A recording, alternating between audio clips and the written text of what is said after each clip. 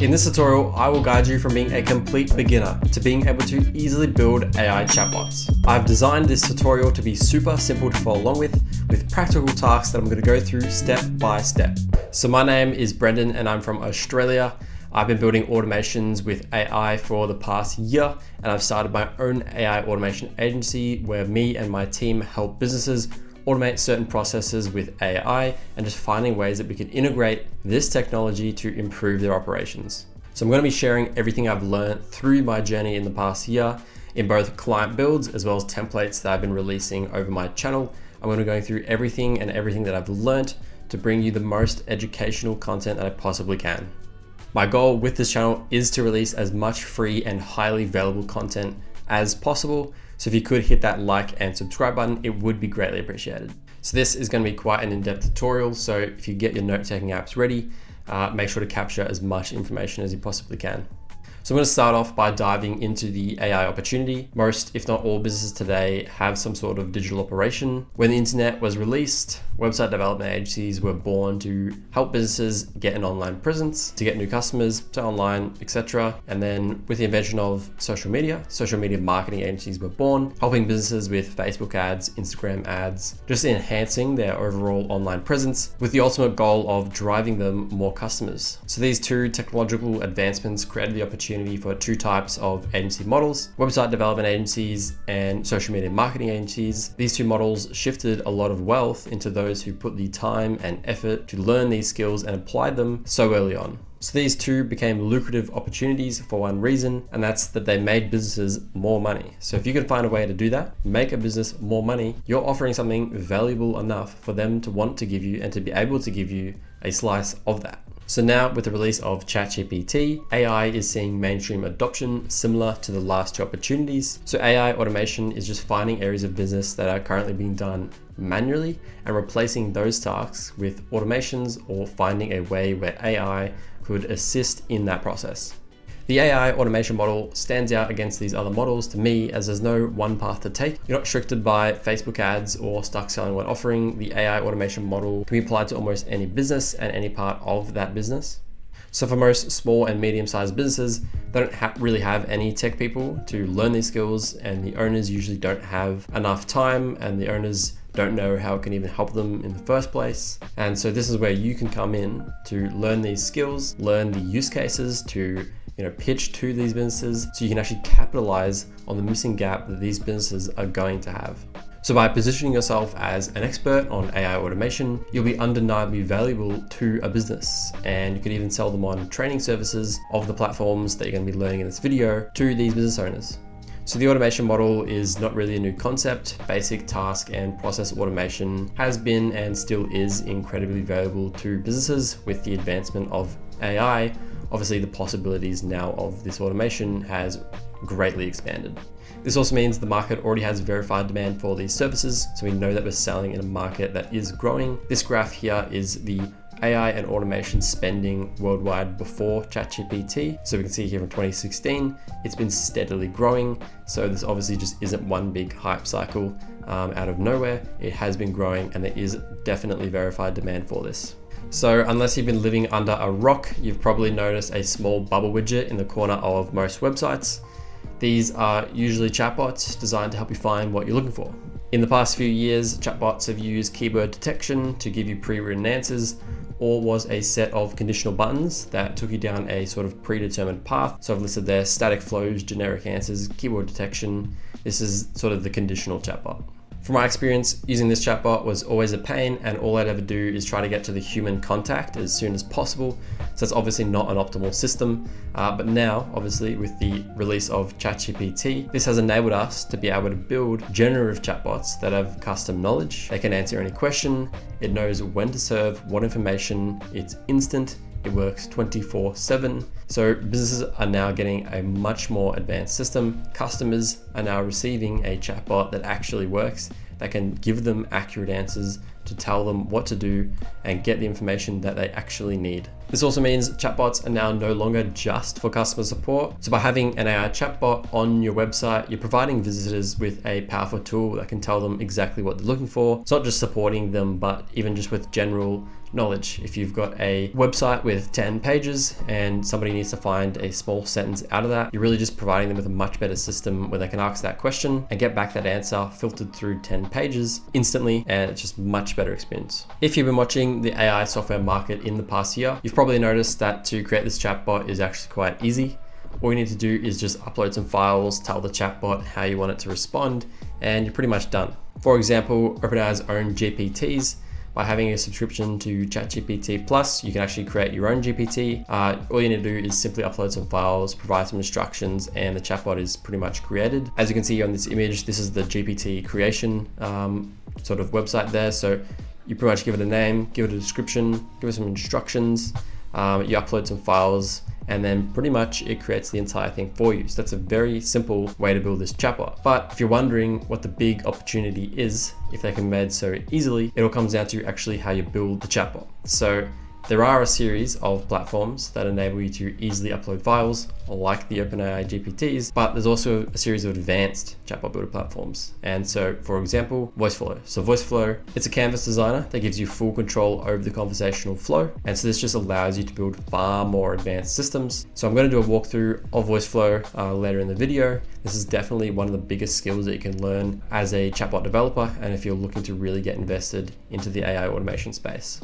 I'm now going to dive into some of the key concepts behind the scenes of these chatbots to give you a full understanding of how they actually work before showcasing some of the projects that I've actually sold to clients. So it's going to be important to have this knowledge as you continue to upskill yourself, as you really do need to know the fundamentals. So I'm going to first start off with prompts. So prompts are the questions and instructions that we give to the AI to form our answer. If you have used ChatGPT, when you're typing in that search bar, you're pretty much just using the user prompt there. This is just the main question that the AI is going to go ahead and answer. So alongside this, there's also the system prompt. The system prompt is just a custom way that you'd like the AI to answer the user prompt. So for example, we could say, like it says there in the picture, you are a helpful assistant. So that's a good system prompt inputted there. And then the user would say, who won the World Series? And then the assistant, which is just the response from the AI, outputs that exact result. And so it's pretty simple setup there. We've got the system prompt, the user prompt, and the assistant, which is the actual output and response. So we can actually get quite custom with this as well and really change the personality through the system prompt. So we could say you are Mickey Mouse, and this actually works really well. So if you said you are Mickey Mouse, it will just act pretty much like Mickey Mouse and works really well. So creating these prompts and instructions is sort of a career in itself, known as prompt engineering. So this is just another layer of expertise that we can go ahead and build up on to sell to businesses as a skill. In some cases, you might have to do something called prompt chaining. So prompt chaining is where you create one prompt that generates an answer, which then sends its response to another AI with a different prompt to then generate another answer, and so on and so on. So we've got in this picture here, step 1, step 2, step n, as it just goes on and on and on until it gets to that finish point. This is a really good way to break down a really long prompt.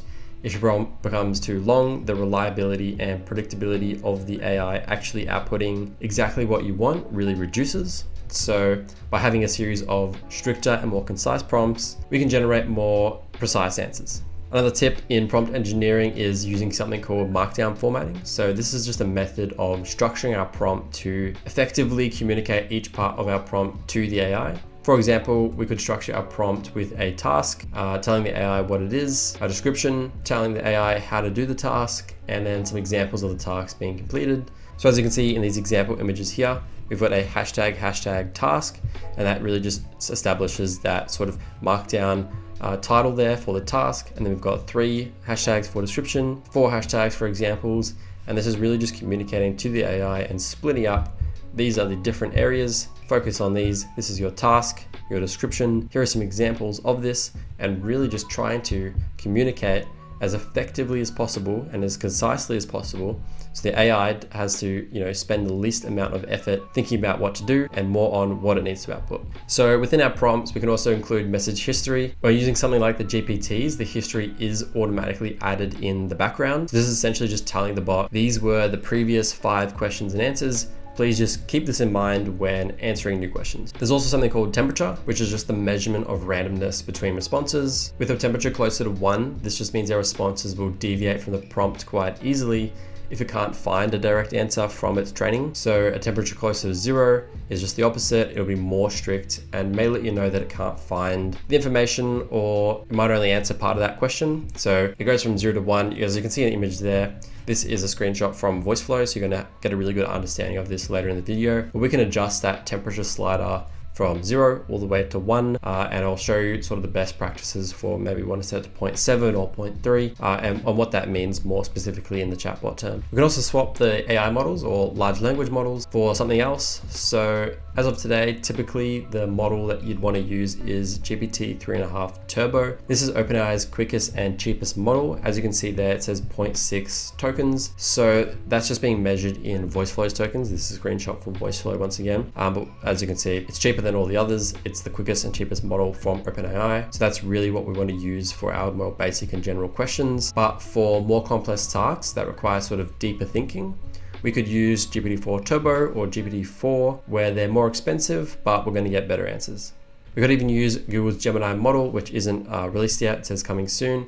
We could also use Anthropic's Claude Instant 1.2 as well as Claude 1 and 2. I do find that some of these models are better for different tasks. Sometimes classifying text is better with Claude, sometimes it's better with GPTs. It's really a trial and error of just using one model for one thing and testing it with another. Usually I find the GPT models do everything, but in some cases, if the output isn't what you like, we can just swap them. So it's good to know that Voiceflow and these platforms do give us lots of options. Another thing is that you must ensure that you're pretty efficient with how you actually build your chatbot. So I mentioned that some of the models are, and as you can see, more expensive than others. So using the right model for the right task to actually reduce our token usage is a skill you probably would want to know, because if you're deploying these chatbots and automations using these models, especially with clients who get lots of volume, these usage costs can increase quite quickly.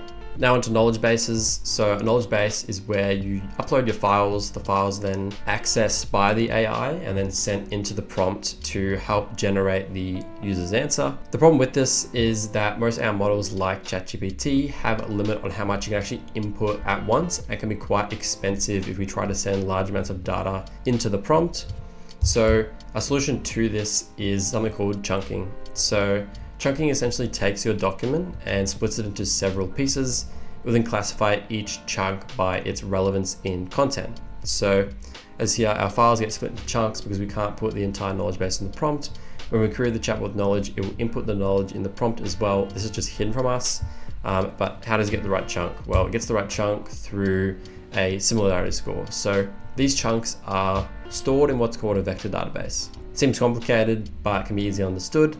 Each chunk is assigned a relevance score and then placed in this database, which means we can now see which parts of the document actually relate to each other. So you can see in the example of this sort of basic graph here, we've got chicken, wolf, dog, cat, all these sort of animals are all categorized in that one sort of space to the left there. And then we've obviously got the apple and banana off to the right, because these are obviously completely different things, but now we're categorizing fruits in one section, animals in one section. Very basic example, but I hope that gives you a good idea as to when we think about this in terms of our files, maybe we're uploading some company policies, the refunds might be closer to the returns, then the sort of product information would be closer to each other. And the more that we can group this information when we ask a question, this system will run first to classify which bit of information do we actually need to use to answer the question, and only use that rather than the entire knowledge base. So when we pull back these chunks, we only use the information that we need in the prompt. So that's going to obviously save on cost and response times, and also allow us to do that because of the token limits. You are going to get a much better understanding of this when I walk through Voiceflow, as this is a great visual tool for seeing that process actually occur. So now that you understand how we can actually go ahead and chat to files, I'm going to go through actions. So I would say that actions are the most important and valuable parts of these chatbots. So actions are just external ways of getting data fed into the AI, and that just makes its responses better. So if you used ChatGPT-4 before on OpenAI's Plus subscription, you'll notice that if you ever ask it about recent events, you'll see that it triggers a Bing search. And so this is just an action within ChatGPT that whenever a question requires recent information, go ahead and call the Bing function or action, and then it will actually use the data that it pulls back in its prompt, and it will generate an accurate answer using that search query. The way that that action works more technically is that it just checks if that question is relevant to the description of the action. That description action could be if the question requires information or that is recent in the past week, go ahead and run this action and use this data in the prompt. And that's really what happens in the back end to process and initiate that action. We are able to make requests for actions via API calls. So this is short for Application Programming Interface. This is similar to how we sort of load web pages. We type in a URL, get back some HTML code, and we display the web page. In this case, where we can get different data from a URL. So we could use a GET request. This is where we're essentially just calling a specific URL and asking it to send us all the information stored on that URL. So in a more chatbot sense, we may need to see, let's say, the latest information on the price of Bitcoin. We can't ask our knowledge base because it's not live, it'll be outdated.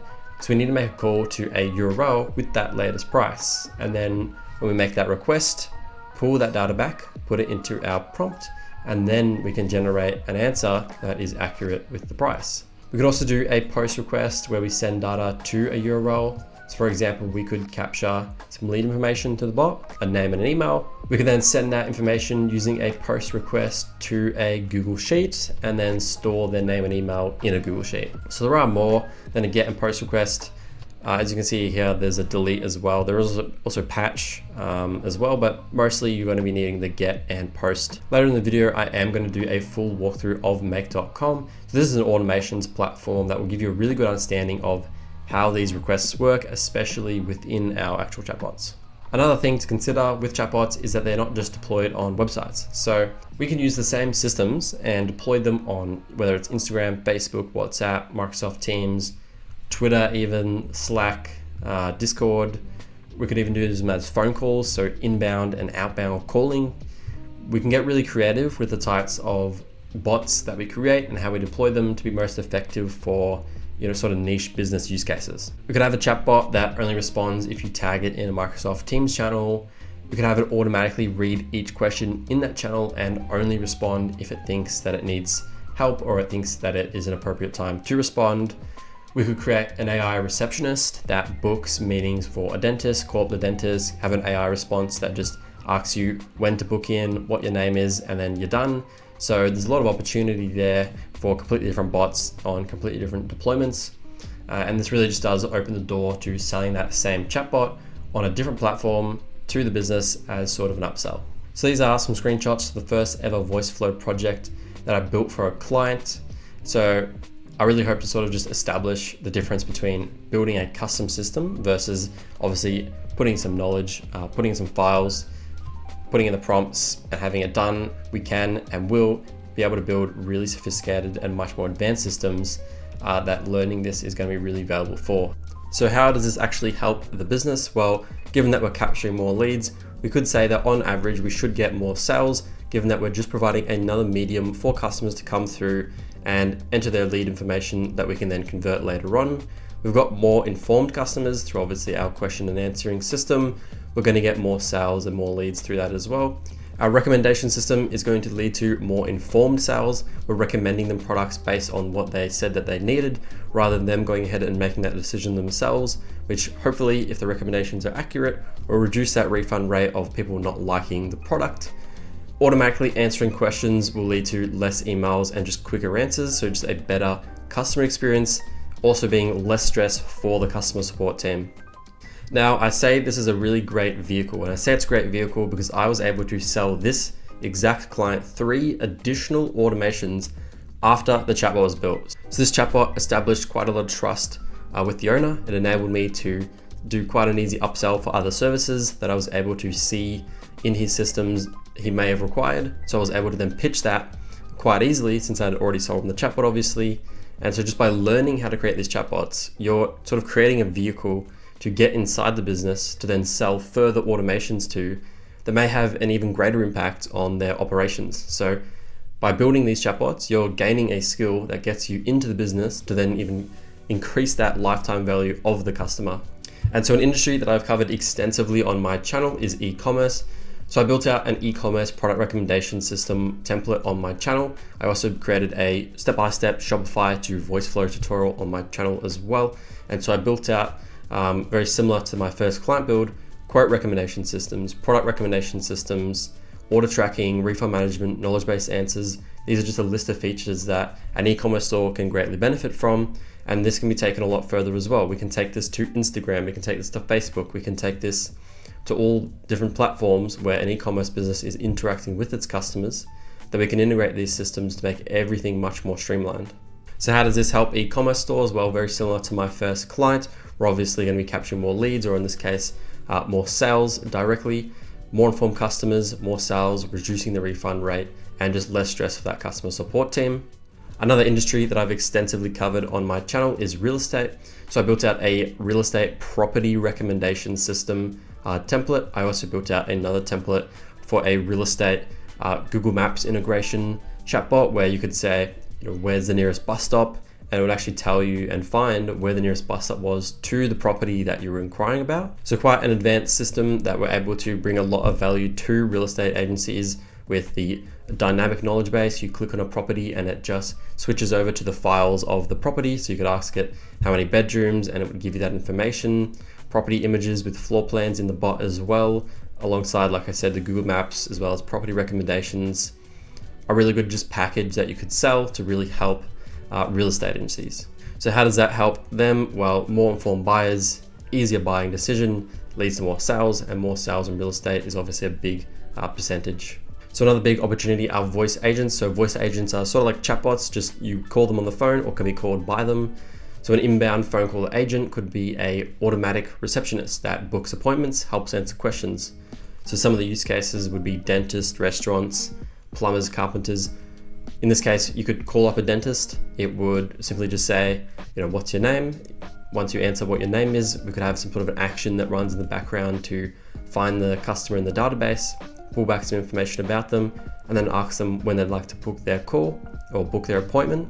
Once they book that, give the time, we can have an automatic appointment booked based on that information, and then it's done. You could hang up the phone, you've got the customer's information, you've booked an appointment, and that's all done through a AI phone call. So we've also got outbound phone caller agents as well, where we can have a set of automated salespeople. So rather than paying salespeople to call up our leads and then try and sell them on whatever services we have, we can just click a button and then it will go out and start dialing a whole lead list, and then pretty much just our chatbot with some sort of 11 Labs integration, which is like a human sounding AI voice, will just talk to them and try and capture their lead information, capture whether or not they're interested or not, just get as much info as it can, maybe book an appointment as well.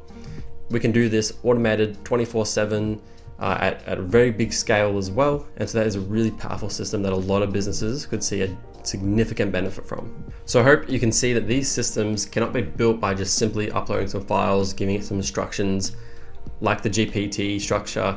It's a lot more complicated, and we can go a lot further with the voice agents, with e-commerce, with real estate, with building really hyper-specific niched builds that a business will benefit greatly from, rather than just that back and forth chat that you'll see with something like OpenAI's GPTs. So with these skills, ideally you would position yourself as an expert. We could say if you're an expert in building high lead converting travel assistant chatbots for travel agencies. This is something that you can't build with some knowledge, some files, like the e-commerce and the real estate. You can't do that by building out files and then building out some prompts. I'm now going to go into actually building these systems. So first I'm going to walk through how to build a basic GPT to get understanding of the three key areas, the knowledge, the actions, and the prompts. Then I'm going to cover Voiceflow and how to build a sort of basic support bot. I'll move on to building an even better support bot through a series of stages. I'll then show you how to actually customize your bot, deploy your bot, and then get live human handoff. And finally, I'm going to show you how you can build an AI voice agent for inbound and outbound calling using a platform called Synthflow. And this is super easy to do, so stay tuned. I've designed this tutorial to cover as many skills as possible and to be very easy to follow along with. By the end of these practical tasks, you'll be equipped with super valuable knowledge and skills in the field of AI chatbot creation. So I'm going to start off by showing you how to build your own custom GPT. So I'm now here on chat.openai.com. So this is just ChatGPT, so I'm sure you're familiar with it. I'm currently on the ChatGPT Plus subscription. And so this subscription enables me to be able to actually build my own version of it, and this is called GPTs. So if you have the Plus subscription, you can follow along with this. If you don't worry, you can follow along with this as well. And I'm going to be just going through what actions are, what prompts are, and how the files are, and how this all puts itself together to build an assistant. And then when we move over to Voiceflow later in the video, Voiceflow has a free version, so you can follow along with that. So here, I'm going to go over to the Explore GPTs button. And so what this is actually called the GPT store. And so the GPT store is just a big collection, sort of like the sort of app store of GPTs, and you get access to all of the GPTs that people have publicly published. And so this is great just for looking for different types of bots that have been given custom files, custom knowledge, custom actions, and prompted to do things in special ways. Just like all of these. This one is a personal color analyst. This one is a writing assistant. So you can find a whole heap of stuff that might even solve your needs right away. But we're going to be creating my own and showing you how to create your own. So if you're on this page, go ahead and click on the create button. And what you'll be presented with is this screen here. And what we've got is actually two sort of settings here. So one is the create button. And the create section here is actually sort of a process that helps you automatically build the GPT for you. And so next to the create feature, we've got the configure. And configure is just a set of settings that we can build this manually. And so this is a pretty straightforward process as well. So either the create or configure buttons will make it pretty easy. So what I'm gonna do is create a very basic bot. So let's say you create funny jokes. So let's say we're gonna build a GPT that creates jokes when we ask it to. So what does this GPT do? How does it behave? You create funny jokes with the user's query. So super basic, you create funny jokes with the user's query. So these instructions are the system prompt. So if you can remember from the tutorial just earlier, the system prompt is that sort of back-end information that we're telling the bot how to act, how to respond. Pretty much that's how that works. We've got the instructions, got a description and a name, and we'll just see what happens. So tell me a joke. So I told it to tell me a joke and it's giving me one, but if I also say, what do you do? And there you go. It's obviously using that underlying system prompt to get its personality from and get its instructions from. So very basic. So now I'm going to quickly move on to the actual knowledge. So giving it custom files. So what I'm going to do is just open up a notepad and just write a custom file. So if I just said Brendan's theory means that 1 + 1 is equal to 4. So obviously if we would ask it what Brendan's theory was, we wouldn't have any idea because I've just made it up here in a sort of text document. So I've just gone ahead and saved that text file, upload it to the knowledge base, and now it's going to restart the chat. And if I ask it, what is Brendan's theory? Obviously it shouldn't have any idea, but there we go. Humorously suggests that 1 + 1 is equal to 4, and there you go. So obviously it was able to use our document to then take the knowledge that we had, that bit of information, and then pull that back, knowing that we've typed Brendan's theory. Now I'm going to show you our custom actions. So down here we've got actions where we can create a new action. So obviously if you can remember from the little introduction, actions are the sort of external data that's coming into the bot. So making it sort of a trigger, and then that trigger makes an API request to any sort of endpoint that we want, pulling back that data and providing the data into the bot, into the prompt. So one of the best ways that I've found to actually generate and create these actions is by using a tool called Relevance AI. So Relevance AI is a tool creator, an AI agent platform. So they've got a function that allows us to build tools, and these tools are really great for connecting to our GPTs and then being able to call them and pull back a set of data. So if we look through Relevance's current sort of tool selection, they've got a heap of tools covering a whole wide range of requirements. So they've got, if you need to extract data from a PDF, knowledge retrieval, website scraping, so getting a URL, scraping that URL, Google search, image to text, so that's using GPT-4 Vision, Google Cloud Vision.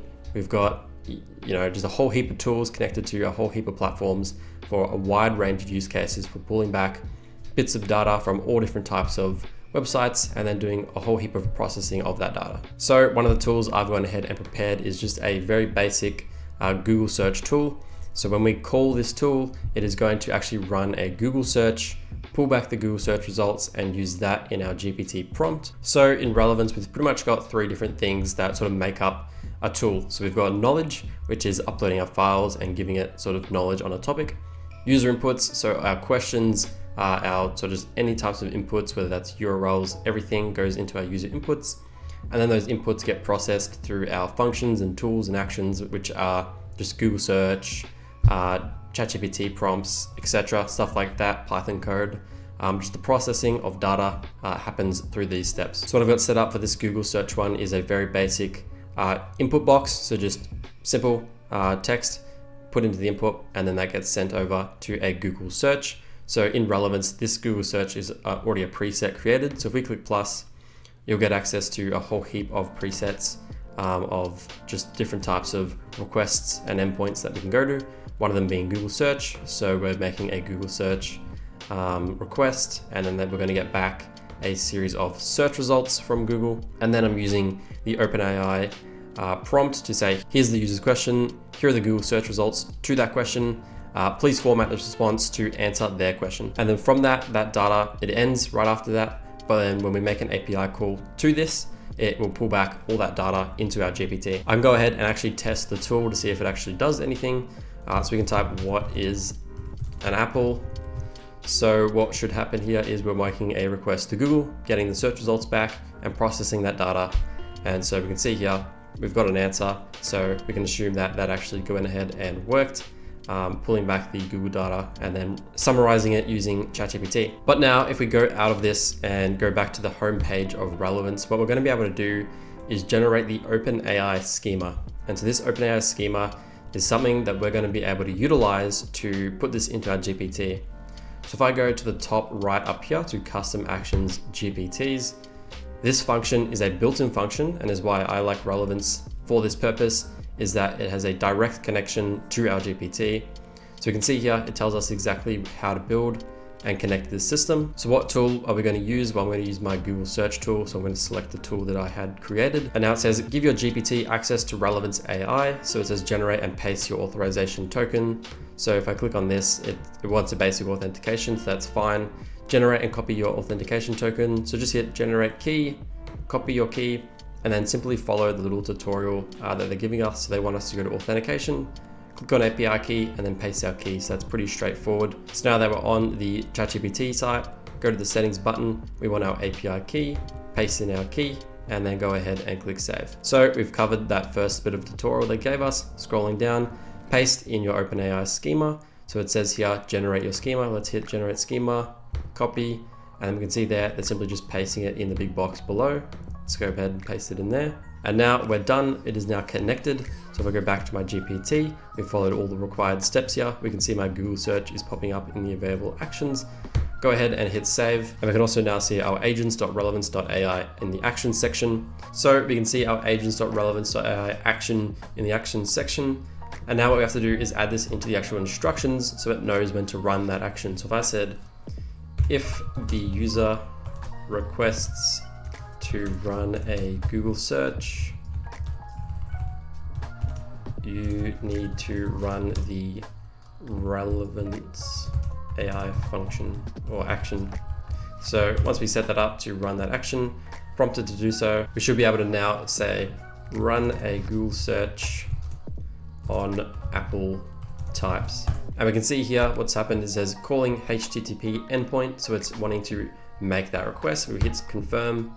What should happen is it should take our question or change it up a little bit to send that data off to Relevance. And it's going to pull back the data that gets generated from that thing. And so we can see here, we've got a whole series of information from the Relevance action. So obviously this isn't the most powerful action setup. This is purely just to demonstrate how we're able to prompt it to run an action, to then make that action, to pull back some data from anything. Obviously a Google search is pretty similar to just making a normal question and answer with ChatGPT. So this data could have really came from anywhere and could have equaled anything depending on the endpoint that we actually made that request to. So I hope that gives you a really good basic understanding of what the actions are, what the prompts are, what the knowledge is, and how they all interact with each other to create a pretty basic bot. But now I'm going to go onto Voiceflow and building a more advanced system.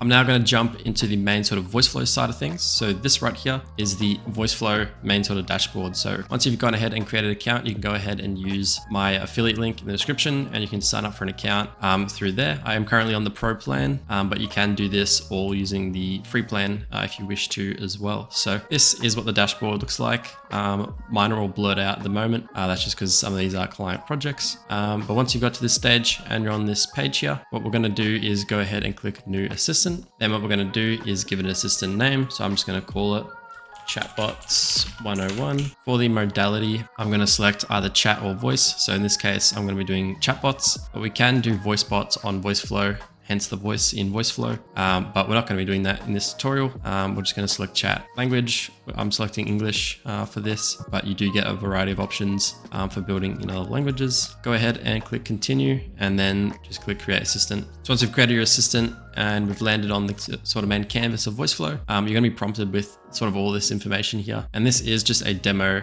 that's built by Voiceflow for you to sort of play around with. Now, before I get started, I'm actually just going to go through the Voiceflow canvas and all the features and functions that are actually on the website, so you actually get an understanding of how this all works when I go through it. So I'll just start with the top right up here. These sort of 4 buttons here is just, this is your user, so your username. We've got a share button, so we can actually share our projects in a few different ways. And you'll see this when we actually go ahead and deploy it more specifically, but we can actually share a prototype and we can share this prototype to give to people and to clients to actually test how it works and if it works or not. And you can give it branding and whatnot. Then we can also invite teammates. So Voiceflow is a very collaborative platform, so we can have multiple people on the same project. So if you went ahead and invited somebody to your own project, you can actually have them on the same canvas. So you'll see their sort of mouse cursor and icon moving around, and it's a very live collaborative platform. So if you need to do that, you can do so by entering their email and just clicking send. Next to the share button is a run button. So this is just how we can run our Voiceflow projects for testing and make sure it all works. This is also linked to a key of R. So if you click R, it will run as well. So I just click run. We'll see here, it goes over to our start block to try and run our project, and then we'll have to hit run test, but I'll just cancel that. Then there's also publish. Publish will take everything we've changed and then export it for production. So we can hit publish, and then the actual live web chat widget that we've gone ahead and deployed will have all the sort of new features that we've just changed. Now over on the left, these are the actual blocks that we're going to be using to put together and connect together to actually build the chatbot. So everything you see here, these sort of gray blocks, these are our blocks. I'll go through actually running this flow in just a minute, but I'll go through each of these functions to actually understand how it all puts itself together. So up here, we've got events and we've got something called an intent. Summarized briefly, an intent is pretty much something that is constantly listening to each of our messages in the background. And then as soon as a question matches the intent that we're looking for, it will trigger an intent and run down a separate path. So if we notice that a user wants to process a refund for their order, we can have an intent called the refund intent, and it will trigger that. You're going to get a better understanding when I actually build out a project with the intent in just a minute. So below this, we've got our AI functions. So we've got the response AI block, which you'll see just in the demo here as soon as I go through it. But all that does is we give it a question and it responds using the AI, and we get a few controls as to how that response occurs. A set AI is similar to the response AI, but the response does not get outputted to the chatbot as to the user. The user doesn't see the response, but it is saved to a variable. So it says there, apply AI responses to variables. So a variable is just a store of value,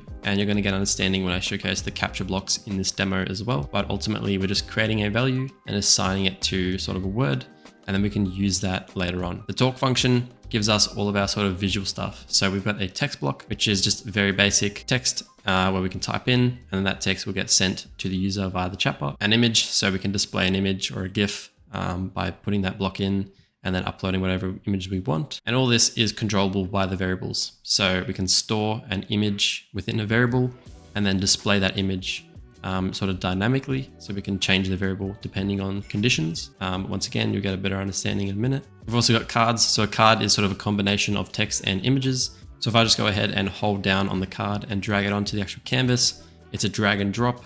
And then all we need to do is go ahead and upload an image. So I've just gone ahead and uploaded an image of just this calendar icon. And then all that we can do is give it a title and a description. So this is what the card allows us to do. It allows us to add this title and this description, and we can also add a button to this as well. So I type test, and if I go ahead and click run, what we're going to get pop up is our card. So it's got a picture, title, description, and a button that we can link to do other things with. So just comparing that to if we were to just use an image, it would just be the image. So I've gone ahead and just uploaded that image. You can see here it's just going to give us our image. Then we've got our listening steps. So buttons. So buttons are similar to the button that is just on the card there. We can drag in these buttons so they're not on the card, and we can just type in demo. And so now we can just have a button trigger off into a different flow like this. So that's how they appear. We can obviously add multiple buttons as well. And so now if I launch that, we're going to see demo, demo, demo.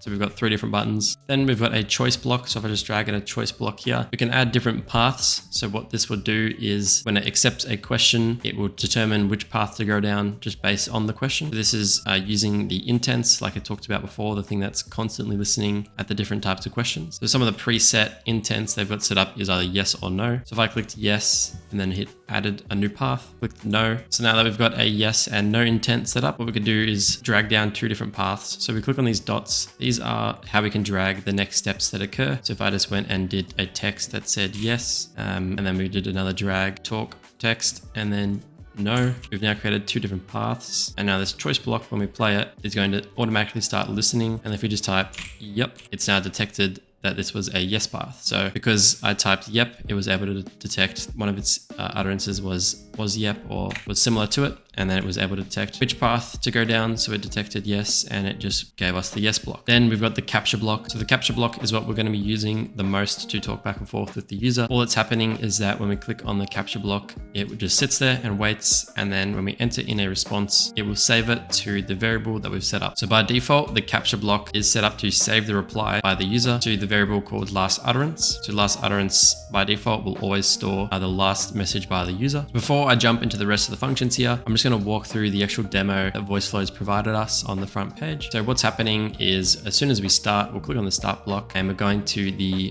initial response AI block. So that's the AI step. What's happened is it's gone ahead and said bonjour, and you can see it says AI. So I'll show you how that has happened. Pretty much it says here response AI. So we're using that response AI block from here. We've prompted it to say hello to the user in a different language, and we're using GPT 3.5 Turbo. So these are our AI models that we've chosen. Then we can change our temperature. So it's set to 1, so they're not looking for any specific information, so that's fine. And very little tokens because it just needs to say hello. And then we've said you're a helpful assistant. Keep all responses to 1 sentence max. Do not exceed once sent response. So that's how it is set up to say that hello. And we can also preview our responses as well. We can click AI preview and it will pop up with a new hello every time we click it. From there, we've got another block under it. So when we drag in these blocks into Voiceflow, we can have multiple blocks on one thing. If I drag in a text block and I drag in another text block, they can all be stored within the same one block, and that's just a way that we can have multiple things run at once. So below this is a text block. They've just typed I'm an AI assistant powered by your custom knowledge base, and then that information will just pop up as soon as it gets to it. Below this, the buttons. So they've just dragged in from listen buttons. They've dragged in the buttons, and these buttons have paths dragged to other blocks that will then run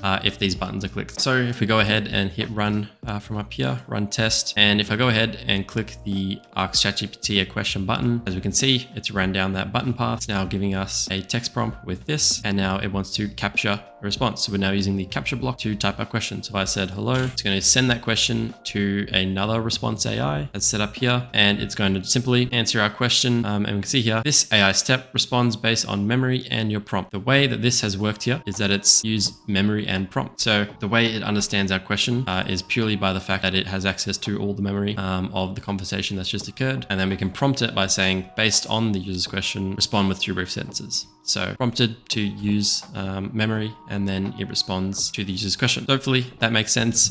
Pretty basic setup that it's here. Just simply dragging from one block to the next to generate the next bit of text or capture or respond with AI. Now onto the logic blocks, we have an if condition block. So an if condition will simply choose a different path depending on a variable value. If I go into what happened at the capture, additionally, as well as getting added to the memory, we can capture our responses using the capture block to a variable. So last utterance is the default variable that captures all of the sort of replies that happen on that block. So what I could do is now right click and delete the flow that was already occurring here and move this over to a if condition block that then I can say if the variable of last utterance, I can type it in here. So the response that they just gave us, this is equal to hello. We can now direct the path down if that's the case. Then what I'll do is I'll select no match, click on path. This will give us an else path. So if this is true, we can run down this path. If it's not true, we'll run down this path. So I'll go ahead and go down here, talk, text, yes, and then we can go here and go text, no. So now if we go and click on this block here. And if I simply respond to this question by saying hello, like we set it up to do so, we can see here it's gone down that path because the if condition has understood that the variable of last utterance is equal to hello and that it should go and output the yes block. Now, if I go and type no into the chat, because our variable is not equal to hello, it's gone down the else path. So hopefully that makes sense. So now what I can also do is create a set block so we can actually change the value of a variable. So go to logic, set, and put this down. What we can do is where it says apply to select variable, we can select our last utterance variable and click last utterance. And if I just type in 1, 2, 3 and we run this block, it is going to change last utterance to 1, 2, 3. If I delete this flow once again, go down to here, and then we'll output the value of last utterance. So I can do a text block and we can actually display the variables visually as it shows here by putting in the curly bracket, and it will give us all of our variables. So I can now click last utterance and we can display that value. So if I click here, normally it would just go straight. If it went straight to the text block, you would just see the text repeat itself because we've set the variable and then displayed the variable. But in this case, we've used the set block to change the variable here. Last utterance from hello is now equal to 1, 2, 3, and it's output 1, 2, 3. So that's just what the set block does. Now, before I jump into the more technical stuff, I've set up 5 sort of practical chatbots that I'm going to go through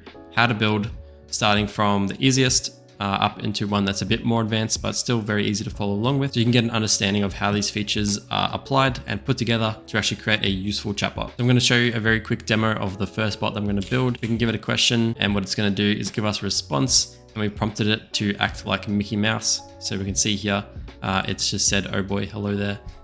So we've prompted it with our system prompt. So to get started, just go ahead and delete everything that's on that sort of main assistant page that's spawned in, and just delete all this. So starting off with a blank canvas, I'm going to drag this and go and find the capture block. We're starting off with a capture block because obviously we want to capture the user's reply first off. And then what I want to use is the response AI block. So go over to AI, response AI, and simply we can obviously configure this to how we want it to respond based on the question. So I'm going to just put in the last utterance variable here because this is the variable that we've obviously just captured here. Capture user's reply to last utterance. So that response is now in that little variable there. And then what I'm going to go ahead and say is, you are Mickey Mouse, respond like him. And then what I can do is drag the response back to the capture. So as soon as we have sent the message, we can now start to capture another message for a continuous conversation. So really, really basic stuff, but just drilling in the fundamentals. If I click the start button, it is going to send us to the capture block. So now that we're on the capture block, we can just type hello, and we can see there we've got a message that is using the system prompt to act like Mickey Mouse.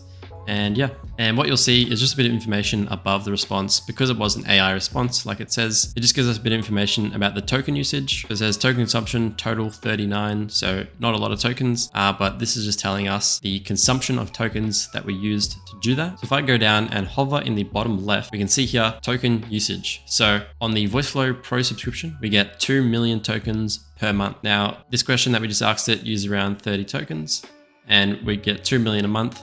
So we get a lot of tokens, and you can go ahead and purchase more tokens. It is $5 per 1 million tokens. And so you can just bulk purchase tokens if you require them. Now I'm going to move on to adding a bit of extra functionality to that basic bot, where this bot is going to actually serve us some dynamic AI generated buttons. So if I said hello, this question will answer the question using the sort of basic AI response, but we've also got a set of follow-up questions based on our question and the response. So we can continue to click on these buttons to converse with the bot without having to type in another question. We can continue to click through these dynamic buttons. So to go ahead and build this, what I'm first going to do is take our capture block. So listen, capture, we just want to capture like normal. Then making sure to connect the start block so we can actually start it.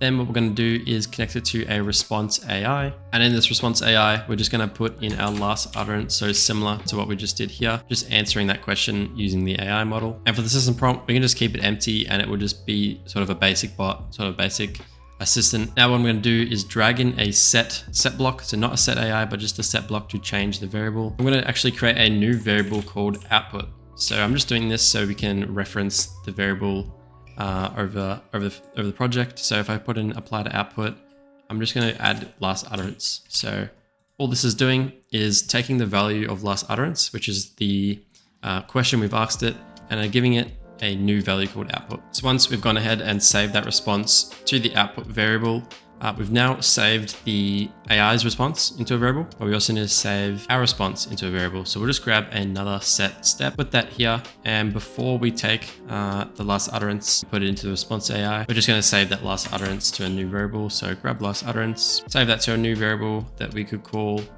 question. So we'll type in question, click plus. That generates and gives us the prompt to create the new variable. So once we've done that, we can type in question. And so now we're saving the user question and the user's response, or the AI's response to that question. So now what I'm going to do is go and on the next arrow to go to set AI. And what we're doing is we're generating the follow-up question. Now we're going to prompt it to generate our follow-up question. So let's go to the prompt. So now we can use this new set AI to generate our follow-up question. So simply go to the prompt and say, here is the question that was just asked. Curly bracket, type in the variable question, because that's the question that we had asked the bot originally. Here was the answer to that question. So putting in that variable that we saved the response to, which was output. So putting in output there. Now we've got the question, we've got the output, and now what we want to tell it is you need to generate a single follow-up question that the user may ask follow-up question as a new variable. Hit the plus button, create variable. So below this, I've said you need to generate a single follow-up question that could be asked after the question that was just answered. So hopefully if we go preview, we can type in some sort of demo responses here, generate, and then we can type in some demo variables. So the question, big is New York City, and the output might say it is 10 kilometers long. Obviously that's probably not correct, but we'll just hit generate. And then a follow-up question that is just generated is, what is the population in New York City? So perfect, that's worked, and that's saving that to the follow-up question variable. So we've got our follow-up question. And now all we need to do is go to our text block. And then what we can do is output the response. So that response is saved in last utterance. So now we can output our response, which is output, which is the question that we want to output. So now all that we need to do is convert that into an actual button. So just go click on buttons, enter in our variable, which is the follow-up question. So follow-up question. And now what we can do is very simply take that set AI and showcase that as a button. So if I went ahead and said, what is New York? So now that should be done. Just make sure we can actually reset this to start at the block and not as an individual step. What we can do is actually drag it to individual steps. But if you just want to start from start, hover at the block. So we'll just hit start and I'll ask it, what is New York? And ideally it's going to respond to our question and it's going to give us a follow-up question that we can then ask the bot again. So if I just go and turn off the debugs, so if I click the settings button, we get some settings here. We can turn off debug mode. Gives us a big question, a big response to our question. And then we can actually get a follow-up question. So what are some famous landmarks in New York? So in order for that button to actually continue the conversation, all we need to do is take this and go to a new set block. This set block will take our follow-up question and we can assign it to last utterance. And then all we need to do is give it a name, drag this to the start of this block. And now we can put this wherever we want. But what's happening is it's taking our follow-up question that's in the button, sending it to last utterance, and then sending it through the system again, where it's going to respond to that question. So let's try it out. What is Australia? And so now we've got our follow-up button. We can hit that follow-up button. And so now we can see it has answered our question and given us another button. And so this will just be an infinite loop where we're just constantly clicking this button and getting new responses every time. Now, one problem with the current setup that we have is that if we ask a question that if we don't want to click the button and we just want to ask another question, it will just end because we have nothing set up to sort of handle that. So if I just click the start again and give it a new question, what is pizza? What we're going to see is that if I try to ask another question that isn't the button, it's not going to like that. So if I just say, where is pizza from? It's going to say, sorry, I didn't get that. Please try again because it's got nothing to handle that. So to handle this, click on the button and we're going to go to the no match. Click on no match and just click on the big plus button and then click on path. So what we've done is we said if the sort of response to that button doesn't match the button click, then something else has obviously happened. And in that case, we've asked a question. So all we need to do is run this directly to this block again. So all that means is once I've asked that question, they've obviously asked the question. Now let's go back and answer it. So the reason I didn't have to set that to the last utterance or anything is that the last utterance is sort of a global variable for the last response in the chatbot, but you'll see it here. What is Italy? And now it's popped up with a response, this. And if I go ahead and say, where is Italy? It's going to detect the no match, send it back into it, and now it's going to give us the answer rather than failing on us. So it's also still generated the follow-up question, and we can continue to do this. So now we have a complete build of sort of just this question answer follow-up system. Now I'm going to show you a quick demo of the next stage where I'm actually going to be uploading some files so that we're talking to specific files that we've uploaded to a knowledge base, and it's going to provide us with links as to where it found that knowledge. So if I click start conversation and type, what is McDonald's? I've now got a response to that question, as well as a source from the knowledge base as to where that question came from. So this AI question was not used directly using just ChatGPT's knowledge. I've actually uploaded some custom files to do this. So to do this, I'm just going to build it on top of what we've already built with our follow-up questions. Now, in order to get a knowledge base going, if we go over to the left here and click on content, what you'll see is a host of different options. What I'm in right now is the variables section. So we can access all of the variables that we've created in our project in the variables tab.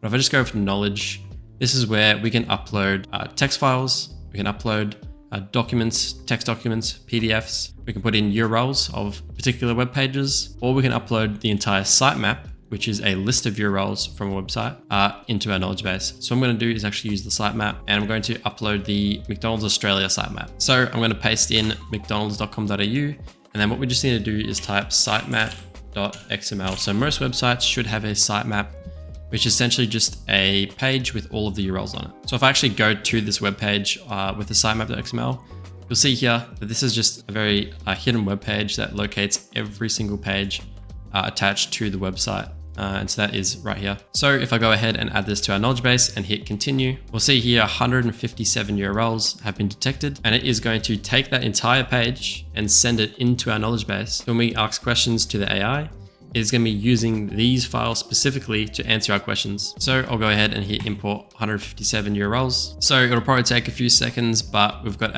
all 157 URLs added into our knowledge base and imported for us to be able to ask questions against. So what I'm going to do is swap our response AI block from the AI model to our knowledge base. So if you notice that button there, we can swap it from just talking to ChatGPT pretty much and swap it to our knowledge base, which is just talking to our files that we've uploaded. So I'm just going to turn off the not found path, as we should find a question. Pretty much once you've done that, we can go ahead and switch this over to the knowledge base as well. So we're generating follow-up questions based on the knowledge base, but that's a pretty simple way just to swap it over. If I ask the question about what is a cheeseburger, we should get an answer that's come directly from our knowledge base, and then generate some follow-up questions as well. So we can see here, it's came from these potential sources. So if we want to see where a response came from, it's only going to have this button here that shows us the potential sources on this canvas designer. So on the actual bot, we don't get that. So I'm going to show you how we can get these links to pop up so that when people are conversing with the bot and getting questions, they can go ahead and actually follow up on that. Now, to get these links, we do actually need to talk to the knowledge base in a bit of a different way. So function that I haven't talked about yet is the API block.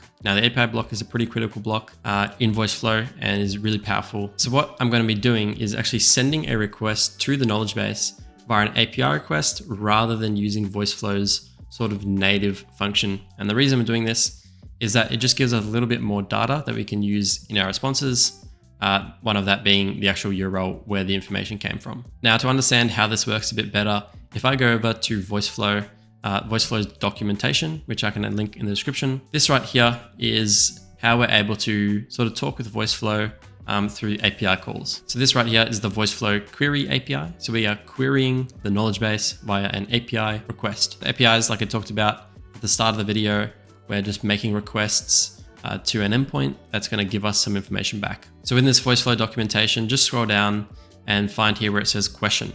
So this question, if I just type hello, is simply the question that we're sending to our knowledge base and that we're going to be getting a response back. Included in this request is the system prompt. So pretty much the entire response AI with all of our settings and all this is just being done via a request. So what I'm going to do is go ahead and just paste in this URL that comes from here, this general runtime URL, then swap this over to a post request because we are requesting data from the Voiceflow knowledge base. And then we've just got to add in a few headers. So these are just for authenticating the request that we're making. And then what we also need to do is add in our authorization key Obviously not everyone can get access to our knowledge base. So if we just go over to the little integrations button on the left and click on API keys and just copy the key that it gives us once it loads, this is what we're going to use to authenticate the request to the Voiceflow knowledge base.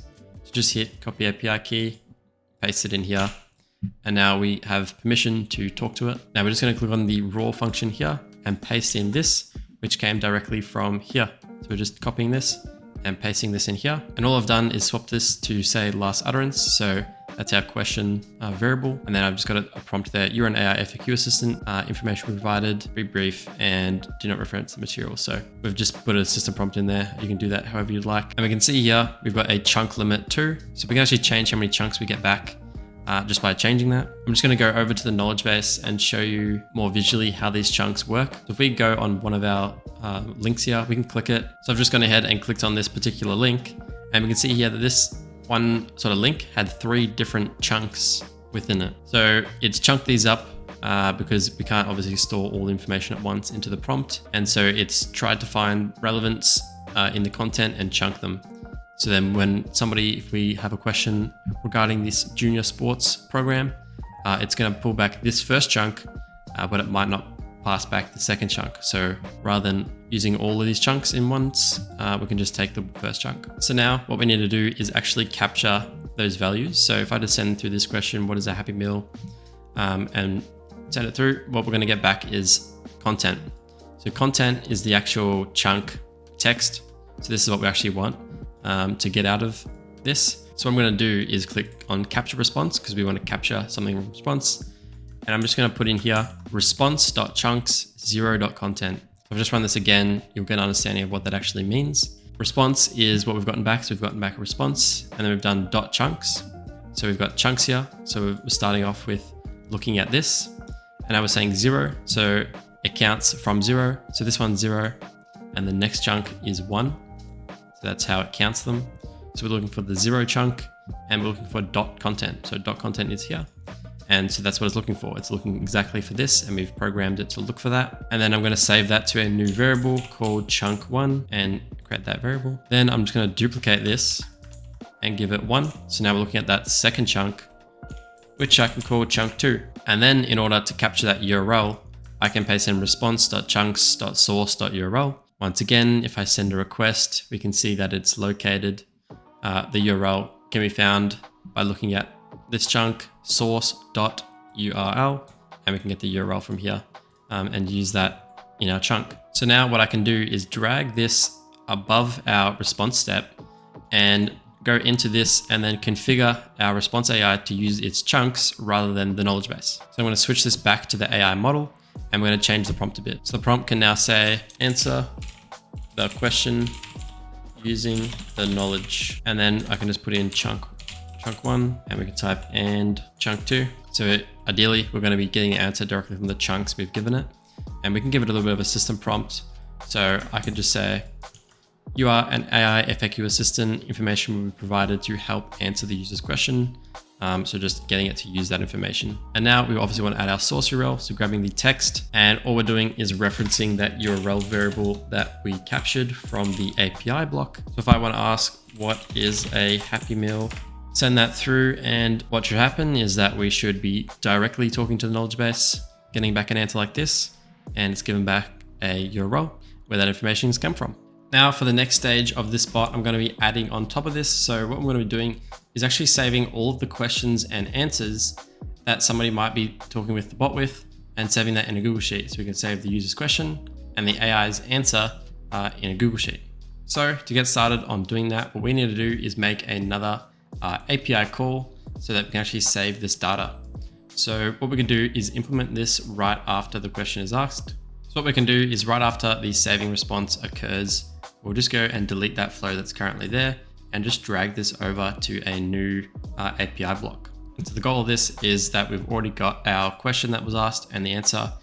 We'll just save that in a Google Sheet before giving them the follow-up buttons. So we can just drag these back here, and I'll just hold down Shift, click both of these, and then we can drag them over to make it a little more organized, and we can place this wherever we'd like. So what I'm going to do is now go over make.com. So make.com is an automations platform that we can use to make an API call from Voiceflow to run a series of other automations quite easily, such as sending our questions to Google Sheets. So this is just the front page of make.com. I've blurred out some of my projects because these are client projects. So if you go ahead and create a Make account, you can use my link in the description to do so. Go over to scenarios, and then we can build out our automations here. And then what you'll land on is a page like this with nothing on it. And all you need to do is add in something called a webhook. So go down into the webhooks function and do custom webhook, and then add that in as the first trigger event. From there, this will move over to Google Sheets, where I've logged into my Google account and then added in the Google Sheet that I want to send my answers to. And then what I've done is I've populated 2 fields with my answer and my question that the chatbot's going to have. So let's go back to Voiceflow. What I want to do is go to my webhook and copy address to clipboard. So copying the webhook that we want to send our information to, go to post request and paste it in there. Now what we want to do is go to body, and we actually want to keep it on the form data, send in our data. So let's say we have our question, type in question. This is just a heading, so that can be whatever you like. And then we want to type in question. That's our variable that we saved the user question in. Then I want to get the answer. So I'll type in answer, and I'll type in output. That's the variable that we saved the AI output to. Once we've got question and answer saved in there, now all we need to do is send the request for testing. This is just from earlier, so I can keep that in there. What we'll go over to make it is, and we'll hit run once. So now it's a listening for our request.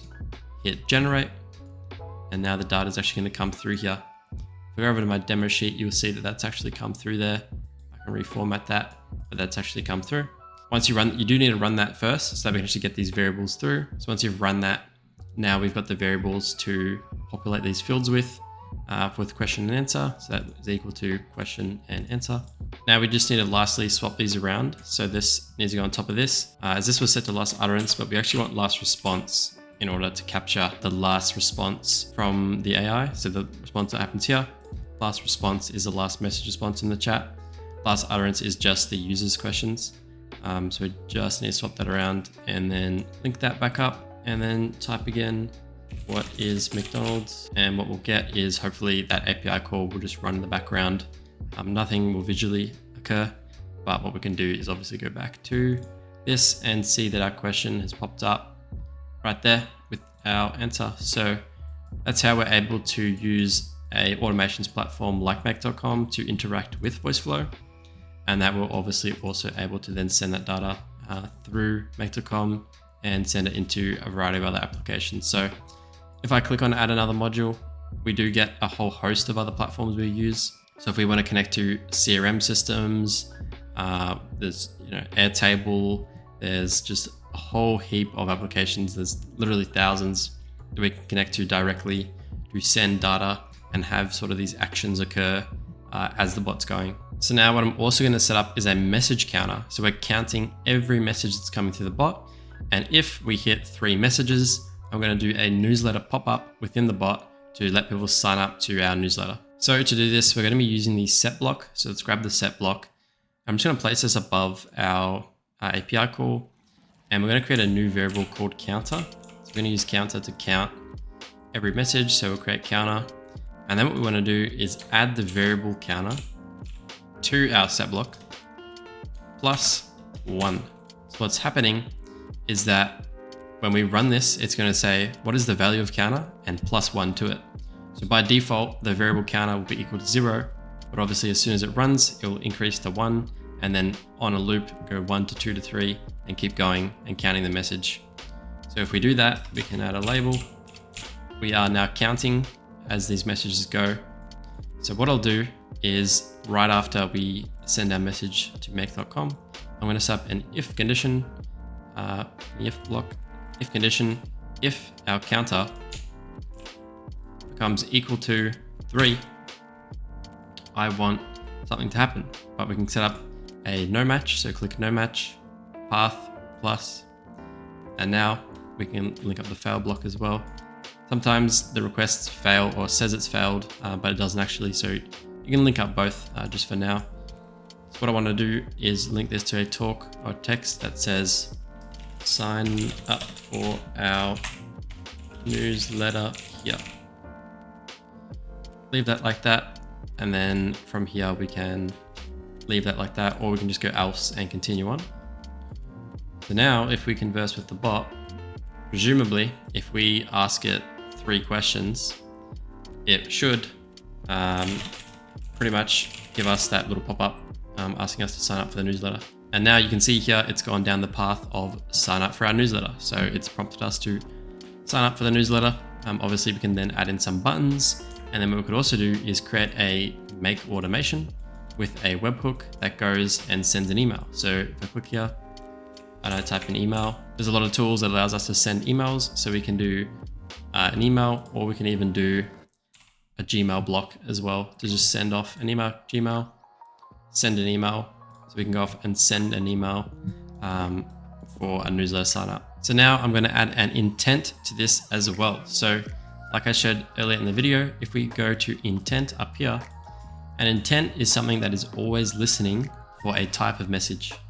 So I'm going to create an intent for, let's say, the McDonald's ice cream machine. So if I could call the intent ice cream machine, I can create a series of utterances, which are just sample phrases for a type of question.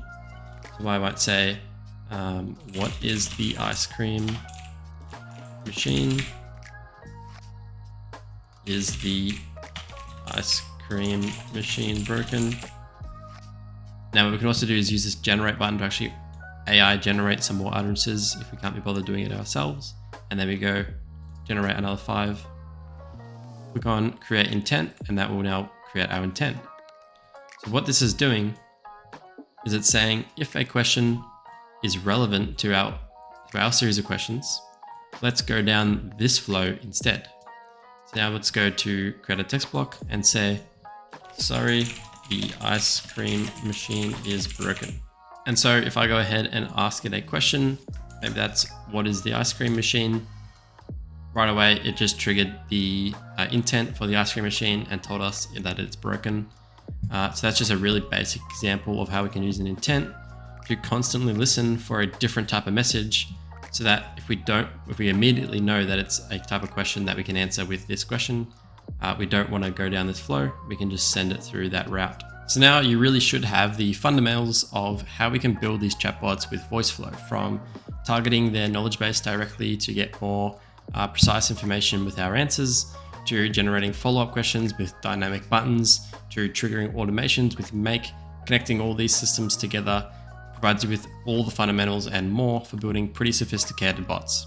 But now I'm going to go onto the platform Voiceglow, which is a third-party application. It's not a part of Voiceflow directly, but this allows us to customize our chatbots for deployment much further than we currently are doing it. So just to show you how to currently deploy a chatbot on Voiceflow, if we wanted to take the chatbot that we've built here and we wanted to deploy it, we would go over to integrations and we would take this bit of code and put it on a website.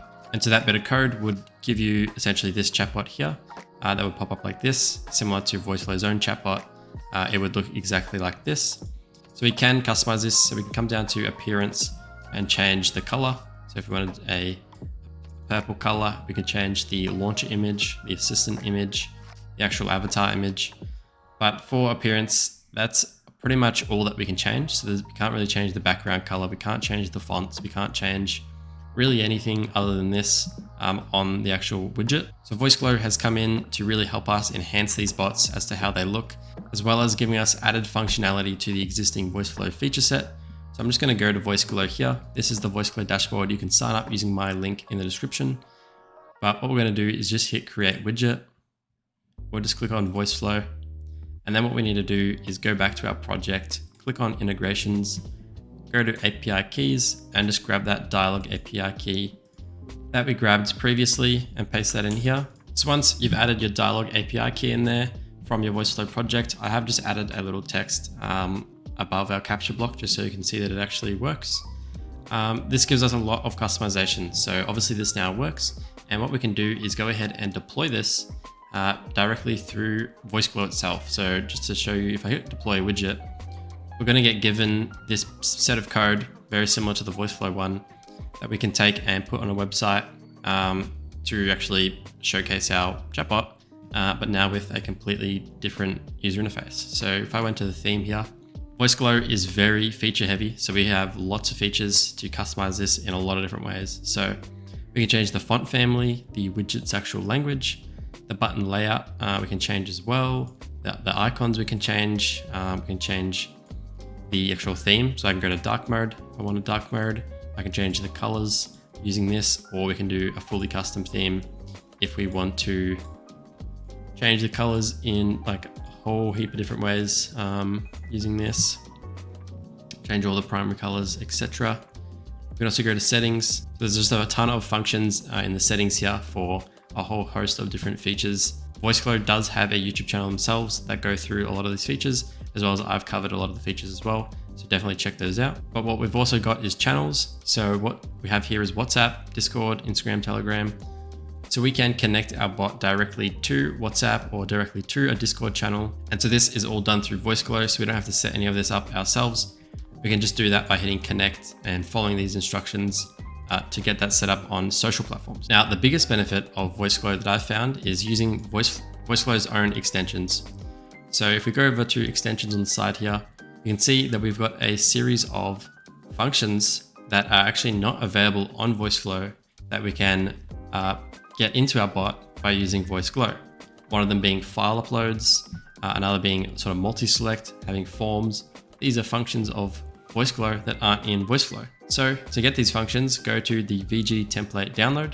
And what will happen is that you will download a Voiceflow file that by going to your Voiceflow account and then uploading to your Voiceflow account, you're then going to be able to load into the project. And what you're going to get is a Voiceflow project that is populated with a series of Voiceglow functions. So this is the Voiceglow template with all the different functions. So this is something that you can explore by just downloading it and looking at and reading all the notes they have. But if we go to library, we can see all of the ones that we can copy over. So let's say I want to use their file upload function. If I drag this over here and drop it here, we can simply copy this by just selecting all of these, Control C to copy, 6-block copy to clipboard. And now we can go back to our other template. And now that we're on this template, simply copy it down here or wherever you'd like. And what I'll do is delete this and move the start button over here, drag it to the Voiceglow.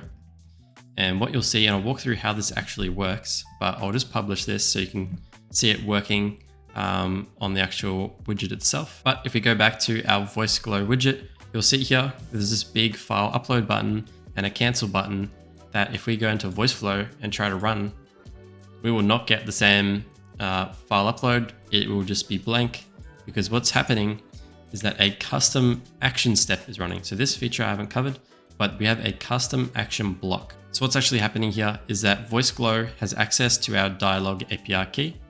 And so our dialog API key is sending it all of the information of our bot just in sort of code format.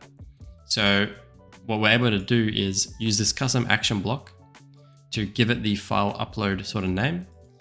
And then all that's happening on Voiceglow's side of things is it sees a name of a custom action step called file upload come through, and it will trigger on the actual bot here that a file upload function needs to appear.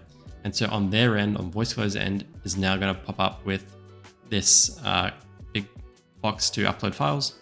And then they're going to process those files for us and then continue the flow manually. Now, understanding how all this works isn't necessary. We're able to do this all without coding ourselves using the platform like Voiceglow. So just understanding how we can put in these blocks to have them show up on Voiceglow is all you need to know. Now, something that Voiceglow does, which is pretty awesome, is that we can actually have a full dashboard for interacting on the back end of our chatbots. So what I'm able to do here is actually look at all the conversations that are happening with the bot, and then also go ahead and continue the chat myself. So this right here is just a user that has said hello, and they've gotten a response back from the AI. If I go ahead and click continue chat yourself, this will pass the conversation over to me. It's now going to tell the user that it's passed it over to me, and I can then say hello. So I can send a message from my end as a manual message, and that will get sent to the user rather than obviously just the typical AI responses. So this is really useful if there's a set of conditions that determines that a human is required. We can transfer this over to a human who can respond to their question manually rather than them sending an email or something else like that. So that is it for the Voiceflow side of things. I'm now going to go on to how to build voice agents using a platform called Synthflow. I'm now going to do a quick demo of how this actually sounds. Hi, I'd like to order a pizza. Great. Let's get started. What type of pizza would you like to order? We have a variety of options, including classics like margarita, pepperoni, and Hawaiian, as well as specialty pizzas. I'd like to order a Hawaiian pizza. A Hawaiian pizza it is. Perfect choice. Voice agents have recently taken businesses by storm. One of the biggest pain points for businesses is having to respond to the numerous phone calls that they get on a daily basis. Let's take John, a pizza restaurant owner. So John runs a business by himself, making pizzas and taking phone calls. So all of John's calls pretty much consist of asking the customer, what type of pizza would you like? What size would you like it in? But all these calls, even if they're just simple, all throughout the day takes up a lot of time away from actually cooking the pizzas. So if we could build an AI voice agent to just simply answer these questions, capture that data and store that data, and we're able to handle all of these requests for him, we can save John a lot of time, ensuring that all the customers are responded to and a sale is not missed. So if we could save John an hour every single day, allowing him to make an extra 4 pizzas, his business will exponentially grow. Saving this much time for business owners is incredibly valuable for them and is an incredible opportunity to sell these agents. Other use cases for AI automated phone calls includes dentists, plumbers, carpenters, roofers. The list really goes on. So in this video, I'm going to walk you through 2 stages of voice agents. So first, I'm going to cover the inbound caller for a pizza restaurant. This will have sort of custom knowledge and then actions to actually capture the pizza type, pizza size, as well as a delivery address. Then I'm going to go ahead and show you how to build a real estate outbound caller where we can actually link this to a list of leads to automatically call people and then just see if they're interested in buying a property. The tool that I'm going to use to create these agents is called Synthflow. So Synthflow is the easiest platform that I've used. It makes integrations super simple. So you can sign up using my affiliate link and you're going to get a 14-day free trial. So to get started with Synthflow, you've just got to go ahead and create an account and you're going to land on a dashboard that looks like this. Now, the first thing that you want to do in Synthflow is go over to the integrations tab on the side and we need to connect our Twilio account. So we need to go ahead and create an account on Twilio and input our account SID and authentication token. So this is my Twilio account here. What you can go ahead and do is just sign up for the Twilio sort of free trial and they'll give you some free credits as well. So it's pretty simple to create a Twilio account. And once you've got that going, you'll land on a page that looks just like this. Just scroll down a bit. The first voice agent that I'm going to build is the pizza restaurant inbound caller that will take orders, take our address, and just store and capture that information. So we'll go ahead and click create assistant. And what we want to do is go ahead and click inbound. So you should land on a page like this. This is one that I've already configured, but you get the option to change an image. You get to change the name. We can select the voice, or we can actually clone our own voice. So we can actually connect this to 11 Labs using a native integration, 11 Labs API key. So if you want to go ahead and get the 11 Labs type of voices, you can do so with that API key. Going down to the AI model, it's got currently set as a default to GPT-4 Turbo. I find that that works quite well and is quick enough, so that's fine to keep it like that. So we've also got a custom greeting, so we can actually set that ourselves. So we can also change the custom greeting, which is just the opening line that the bot says when you call up the number. So it says, hey there, how can I assist you? So you can change that to whatever you'd like. And the patience level, I've just got it set to the default. Going into prompt. So this is where sort of all the action happens. We can set up some actions. I'll come back to this, but I'm first going to cover our prompt. So this works quite similar to how the Assistants API works or how GPTs work, if you're familiar with them. We're just giving it a prompt and the prompt is really the brain of it. We're telling it how to respond, how to react, how to answer questions, what questions it should ask, all that type of stuff. We're combining it all into one prompt. So my prompt is, you are an AI assistant designed specifically for a pizza restaurant. Name Pizza AI or Pizza AI. Your main role is to interact with customers through a digital interface to help them place their orders efficiently and accurately. So I generated this prompt using AI pretty quickly, so it does the job. You understand the full menu, including various types of pizzas, toppings, crust options, and sizes, as well as side dishes, drinks, and dessert options available at the restaurant. You want to ask them what type of pizza they want and save this information. You want to ask them what size of pizza they want and save this information. You communicate in a friendly, professional tone, and you're adept at handling special requests, modifications, and answering questions about the ingredients and preparation methods. Your goal is to ensure a seamless ordering experience, minimizing wait times and improving customer satisfaction. You can also inform customers about current promotions, deals, and estimated delivery times. Remember to confirm the order details with the customer before finalizing to avoid any mistakes.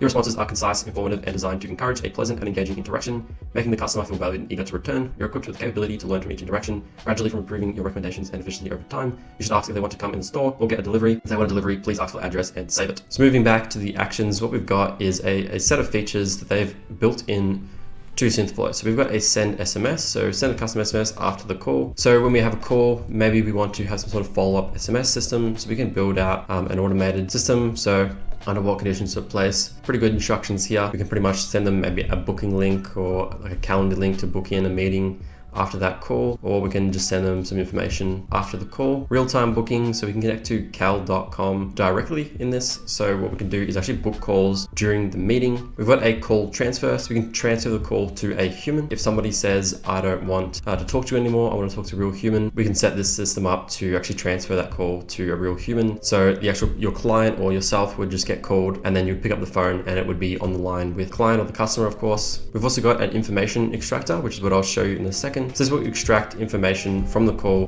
during the call. So what I've gone ahead and done is set up 3 different information extractors. So the first information extractor that I've got built out is a pizza type. So what type of pizza did you want? Output examples, Hawaiian and margarita. Pretty simple setup. Just give it a sort of example question, some example responses from the user, and then it's pretty much set up. We can save that. The next one that I set up was another information extractor for what is your address? So what is your address? Examples, 2 John Street, New York.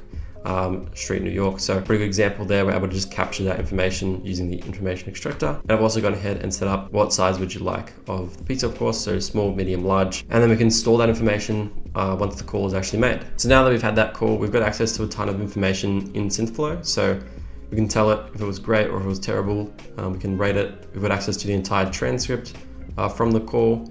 We didn't choose to record it, but we could have done that in the settings if we wished to do so. And then we've got our actions. So we've got our set of values that we were looking to extract. So we can see here, pizza size, what pizza size we like, small, medium, large, and it found that we said small. So obviously that's going to do that for our address. We can see here we've got our city, New York, extract the city of the user, city, New York. So obviously there's a lot more that we can do in terms of extracting information for different use cases. But in this use case, super simple. We want to capture the type of pizza they want, the size of the pizza, their address. And if we can do that really well, and we can get that data stored and saved, and then connect that to a system that the pizza restaurant would actually be using, we can now fully automate pizza restaurant phone caller systems. We can take their exact order, we can store that information, have it sent directly to the kitchen to process that order and fulfill orders, all from just doing this. Now I'm going to go ahead and create the real estate outbound voice agent. So what I'm going to use is actually the template that Synthflow has already created. So this is a buyer lead qualification real estate template. Hello, I'm calling from Majestic Estates. I've seen you complete our form on the website about buying or renting. Do you have a couple of minutes to finish the request? Hey, yeah, for sure. Hello, this is Paul, the AI assistant. Let's start. Are you looking into buying or renting? Buying. Fantastic. In which location are you interested? Suburbs of Berlin. Okay, so I'm going to go ahead and click Create Assistant. Once I've gone ahead and clicked Create Assistant, I'm going to go ahead and just change this down to a $1 max budget. You can do whatever you want, but I'm just going to go ahead and do that. I'm going to hit Select Phone Number, select my Twilio phone number. And then what I'm going to go ahead and do is go down to your Synthflow AI Zaps. So Synthflow has a direct integration with Zapier that we're going to use to automate a lead list for outbound calls. So what we need to do is scroll down until we get to these popular sort of zaps that have been created, and we're going to select trigger phone calls in Synthflow for new or updated rows. So click that, and then what you'll need to do is log into your Zapier account, and you'll land on a page just like this, which is creating a zap in Zapier. So go ahead and connect your Google Sheets or Google account to the Google Sheet plugin and then hit continue. Then what you can go ahead and do is create a new Google Sheet table here. I've just put in name, number. You can do whatever layout you'd like, and I've named it Synthflow Leads.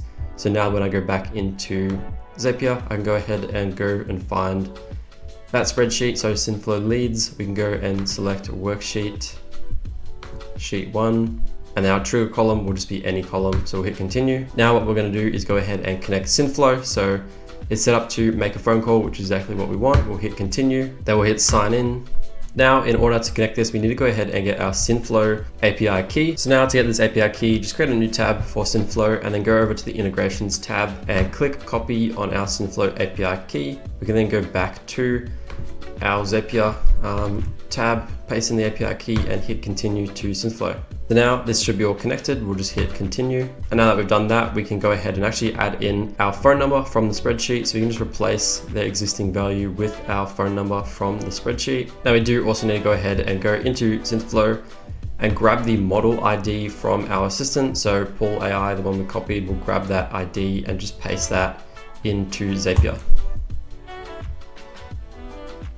Go ahead and click continue, test step. And now we can go ahead and see that that has worked and I am receiving a call from that test. So that has gone ahead and worked. So we'll just hit publish and now we should be done with that. So we can just hit close. I'm just going to rename this. So I've just gone ahead and renamed this and we can just click close.